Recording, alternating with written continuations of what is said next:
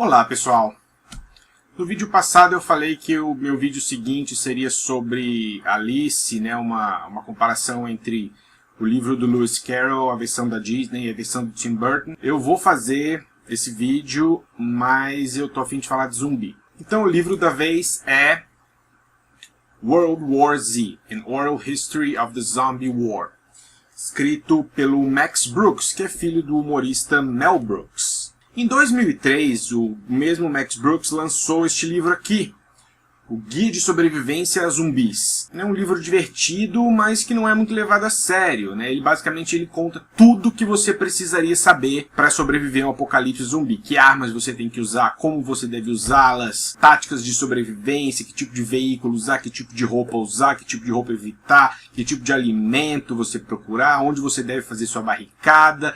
Tudo que você puder imaginar está nesse livro, mas é uma leitura, né, que parece mais um desses passatempos de site de internet, né? 20 perguntas para sobreviver ao apocalipse vezes 300 páginas. Menos o último capítulo, né? No final do livro tem uma parte chamada Incidentes Reais, onde ele conta historicamente ocorrências reais de zumbis, de infestações de zumbis, claro, tudo fictício, mas ele conta de um ponto de vista sério. E aí que você começa a pensar, então o livro é mais do que só, né, você preferir usar um martelo ou um facão para matar zumbis. E aí que ele pega o gancho para o World War Z, que é um livro muito diferente, muito melhor, e um livro sério. Depois de uma terrível guerra de quase 10 anos contra os zumbis, a ONU encomenda um relatório a um jornalista sobre os eventos da guerra. O jornalista entrevista uma porrada de gente e tem o relatório rejeitado porque ele usou uma abordagem mais humana, e a ONU queria estatísticas apenas, gráficos e estatísticas.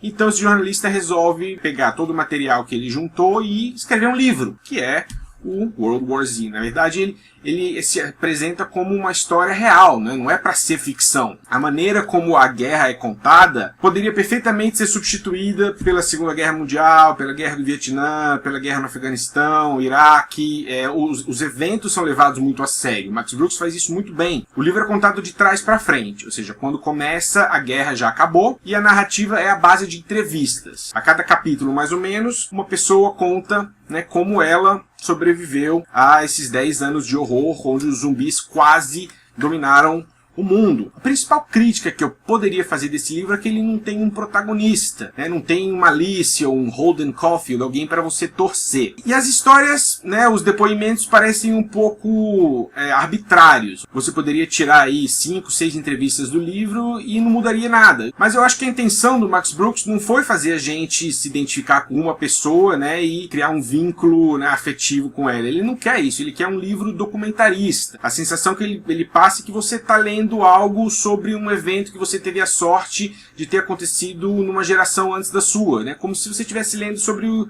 Holocausto. E os depoimentos, eles geram uma sensação de realismo muito forte. O livro abre com um médico chinês, né, que descobriu o vírus, né, a epidemia que tomaria o mundo. Tudo começou na China, mas o vírus ele chamou mesmo a atenção na África do Sul, né? Na China eles ainda estavam tentando encobrir, né? Ninguém queria admitir que tinha alguma coisa errada. Então o livro começa com os depoimentos por aí. Pessoas do mundo inteiro são ouvidas. Gente do Japão, do Afeganistão, da Islândia, da África, militares, médicos, cientistas, políticos. Tem um japonês adolescente que era bem antissocial e passava a vida, né, trancado no quarto jogando joguinhos de computador, e de repente, bum, né, os zumbis dominaram o mundo. Como eu vou lidar com isso? Tem outra entrevista bem legal de um astronauta contando que ele passou boa parte dessa guerra no espaço, tentando manter os satélites funcionando para ele ter comunicação com a Terra e um meio para voltar, sem saber se algum dia ele voltaria para a Terra, porque em um certo momento parecia que a humanidade ia acabar. Outra coisa legal do livro é que os Estados Unidos não são uma grande potência, né, e os grandes heróis, né? O cara que desenvolve o método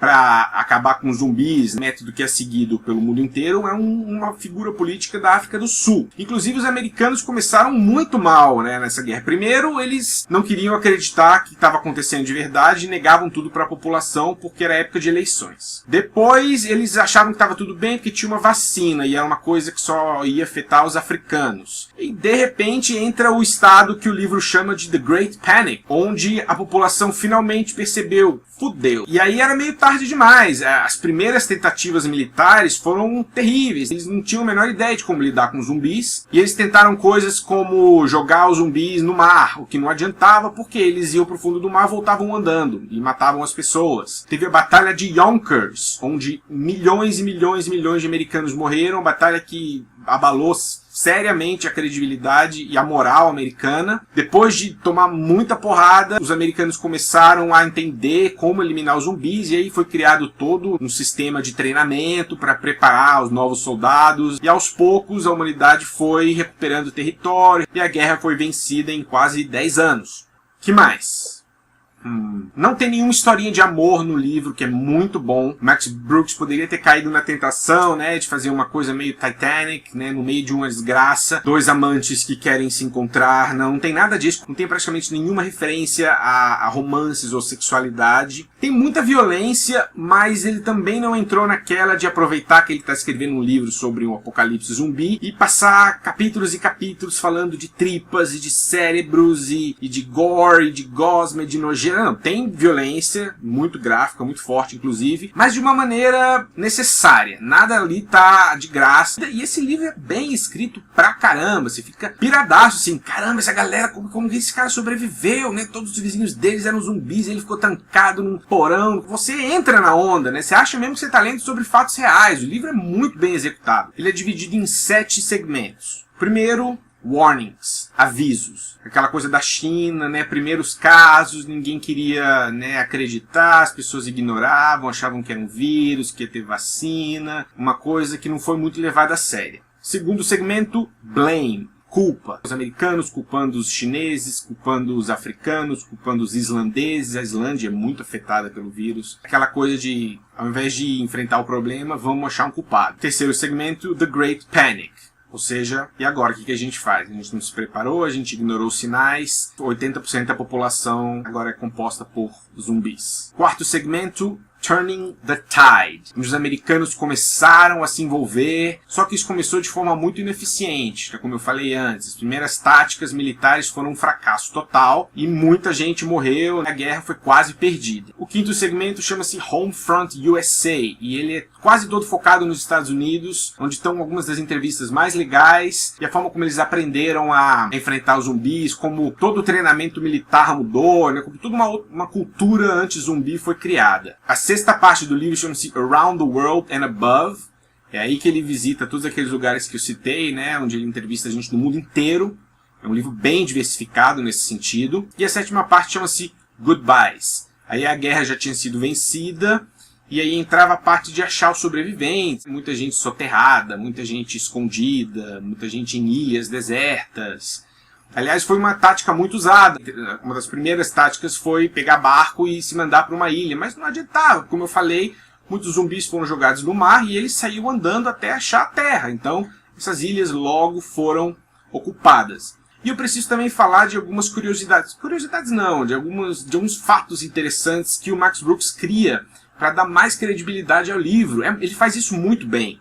Ele cria eventos políticos, econômicos e até psicológicos sensacionais. Você acredita que isso aconteceu, da mesma maneira como as pessoas voltam da guerra traumatizadas. Por exemplo, nesse livro tem uma patologia chamada ADS, Apocalyptic Despair Syndrome, que consiste na pessoa ir dormir uma noite e simplesmente não acordar mais. Ela não comete suicídio, ela apenas está tão desiludida e arrasada com o horror do mundo em que ela vive, que o corpo dela desiste de viver, não quer ver o dia seguinte acontecendo e morre no sono. É legal, você acredita que isso pode existir. E depois de 9 anos convivendo com zumbi, as pessoas desenvolvam esse tipo de coisa. Isso é fantástico de ler. Outra coisa muito legal são os Quislings. Quislings são pessoas que enlouquecem. Elas passam a agir como zumbis. Elas param de tomar banho, elas param de sentir dor, elas comem as pessoas. Então elas são zumbis não zumbificados. Só que os zumbis sabem a diferença, então não adianta você agir como zumbi pra escapar deles. Eles vão te atacar mesmo você agindo que nem um doido na rua. Acho que tem um lado da psicologia bacana pra você avaliar isso, né? Aquela coisa de, se você tem tanto medo de algo, você se torna esse algo para,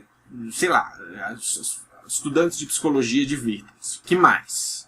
Depois da guerra, a China virou uma democracia. Nessas horas você vê que o Max Brooks está se divertindo um pouco, né? Depois da guerra, as duas maiores potências do mundo são Cuba e Tibete, né? O número de mortes foi assustador, né? Bilhões de pessoas morreram durante a guerra, foi realmente uma guerra séria. Eu falo como se fosse para valer porque o livro ele gera essa sensação. Se eu fosse resumir em uma frase, Studs Terkel mais George Romero igual a World War Z. O livro vai virar filme. Eu não gostei do trailer, por dois motivos. Um, tem o Brad Pitt. Não não sou nada contra o Brad Pitt.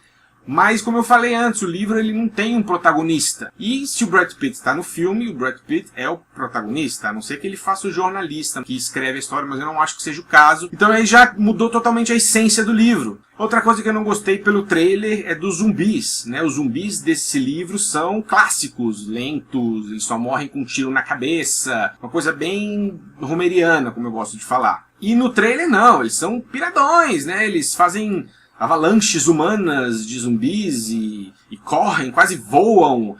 Sabe, eu não entendi não o que rolou, mas parece que vai ser uma produção muito boa, muito dinheiro. Eles tentaram fazer um filme sério, um filme para ganhar prêmio. Mas o pouco que eu vi eu não gostei não. Vamos esperar para ver. E se você gosta de zumbi, claro que você vai gostar desse livro. Se você gosta de um Jorge Amado, de um Edgar Allan Poe, de uma Clarice Lispector, você provavelmente não se aventura nesse tipo de literatura, mas dê uma chance para esse livro. Não é um livro necessariamente que assusta, mas é um livro que prende sua atenção, te faz sentir, né, pelas pessoas que dão esses depoimentos. Eu recomendo demais esse livro, de 2006. É isso, pessoal. Um abraço e até a próxima.